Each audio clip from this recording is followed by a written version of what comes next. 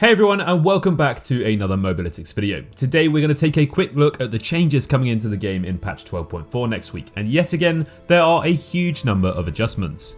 The newest champion Renata Glask will be arriving this patch, and we'll also be preparing some Renata videos for you next week, so make sure you keep your eyes out for those. There's also a number of new skins coming out too. We've got the new Shockblade skins for Kassadin, Kiana and Shen, and the Firelight Echo skin is finally on its way. So before we get started and take a look at all of the champion changes, we wanted to cover the biggest talking point first, and that's Riot's attempt at removing the roaming support smite top lane nonsense. They are implementing a fair few changes with this patch that should knock this cheesy tactic on its head. The minion farming penalty is now far more severe early game, and now CS bounties adjust based on the number of income items on each team. The biggest change though is that objective bounty gold leads are now halved when you have 2 or more support items on one team. And the bounty linger is now going down to 5 seconds rather than 15, which should make a huge difference with the massive gold swings. I don't know about you guys, but I'm really happy about Riot addressing these issues fairly quickly and making changes to get these cheesy strategies out of the game. Hopefully they can nerf the inting Scion strat next. So with that out of the way, let's take a look at the champion buffs. Aatrox is getting the sweet spot damage amplification buffed on his Q from 50% to 60%. Aatrox has been needing a little bit of love for a while now, and the fact that he can use his Q 3 times each cooldown means this buff is actually pretty huge. When you factor in the healing that Aatrox does too, means more damage equals more heals. So if you can hit this consistently in the lane phase or in team fights when you've got that healing itemization too, you're going to be really hard to take down. The fighter itemization changes did affect Aatrox quite a bit, but the strengths of Death's Dance has offset those changes and allowed him to remain relevant. This buff will definitely help him out. Alawi's base attack speed ratio is getting buffed, and after playing around with it, it feels exactly how it always should have done. Honestly, it's so much smoother now. The max health percentage damage on her W is going up from 2% per 100 AD to 4%. I mean, this is literally doubled, so will undoubtedly make a difference. Alawi mains aren't the most common people to come across, but they will definitely be very happy with these changes. Amumu is getting a small compensation buff after the nerfs he received recently. The damage reduction on his E is going up at all ranks. The previous nerfs had a bit more impact than everyone expected, so this should bring him back up to scratch. Ashe's ultimate missile speed is now getting buffed. This change feels pretty cool actually, and somewhat surprising seeing as this has never really been touched before. The only thing is though, if you've played Ashe for a long time, you'll be quite used to the travel time of your ultimate, so now that it's being changed, it may take a little bit of time to get used to the new travel time when you're searching for those cross the map ultimate assists. When you get used to it though, it's going to be a huge positive, and an Ashe buff is never a bad thing. She's not quite been the same this season compared to the other ADs like Jhin and Jinx who are simply thriving.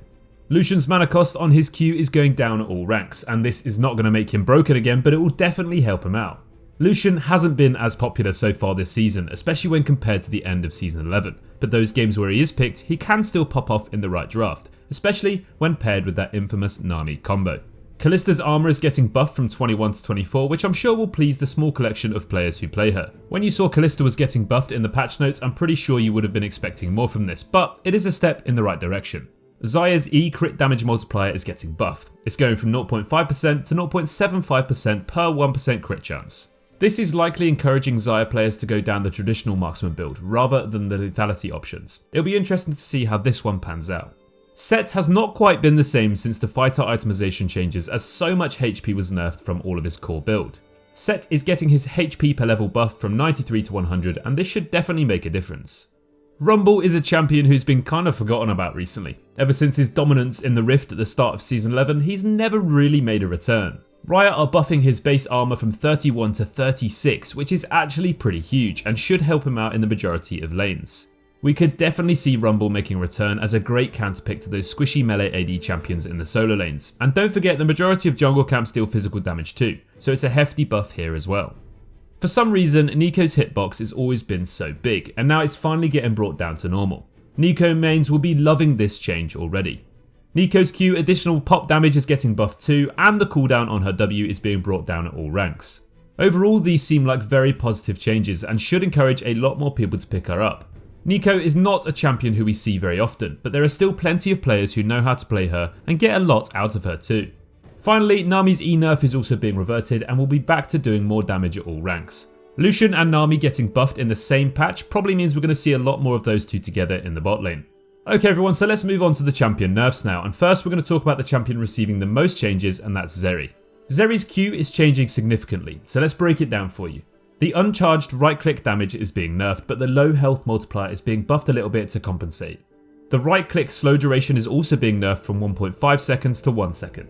The slow amount is now lower throughout the game, but at max rank it will actually be higher at 50%. Zeri's Q base damage is lower, but it can now crit, and the attack speed to AD conversion is being buffed as well. Zeri's W and E cooldowns are also being nerfed, and the attack speed gain from Zeri's ultimate is now 30% rather than going up to that 40% at max rank. It seems like this champion was just very difficult to get right on release, and Riot are working their way through this to make her what they intended. With the base damage and crit changes, we will hopefully see Zeri shift into a more traditional itemization route instead of this bruisery tanky setup that she's been running recently. It is very hard to judge though just how these changes will impact her, so we're going to have to see how it pans out. Dr. Mundo is getting a significant nerf too. In the low elos, he's just been stomping this season, and now he's getting his AD per level reduced to bring him down a notch. Dr. Mundo's ultimate cooldown is being nerfed too, so he will definitely feel the impact of these changes. Qiyana's passive bonus AD ratio is going down from 55% to 40%. Now this isn't going to make too much difference in the early game as it's bonus AD rather than base AD, but it will make her more reliant on her abilities when it comes to bursting down her enemies throughout games. Qiyana has been dominating this patch and for quite some time now, so the frequent nerfs to this champion are kinda to be expected. Veigar is another champion who's been prevalent in both the mid and the bot lane this season, and especially so since his recent buffs. Veigar's base armor is being nerfed, but his armor per level is actually being buffed to compensate. Veigar has had a huge win rate in the bot lane this patch, and these changes seem to be aimed at nerfing that role for him specifically. Veigar's stun cooldown is being nerfed in the early levels too, and as you don't max this ability until last, it will definitely make a difference. Veigar's stun is very oppressive, and due to all of the ability haste in the game at the moment, it feels like it's always up and there's not much of a window to punish him. Hopefully this nerf will help solve that. Blitzcrank's HP regen is being nerfed a bit, which is definitely not going to make too much difference as to how impactful this champion is. Blitzcrank is an amazing pick right now with so many squishy enchanters floating around the rift, and I don't think this nerf is really going to change that. Finally, Nunu is getting his Q healing from champions nerf from 80% to 60%. Nunu has just been dominating the rift at all ranks from the jungle recently and is sitting at one of the highest win rates in the game. A nerf was definitely welcome and this should hit his survivability a little bit. However, Nunu's versatility, early game impact and objective control are why he's just so strong, so don't expect him to fall off the face of the earth. That's going to wrap up our rundown of patch 12.4. We hope you enjoyed this video and let us know in the comments what changes you're most looking forward to. That's all from us here at Mobalytics and we'll see you in the next video. Take care.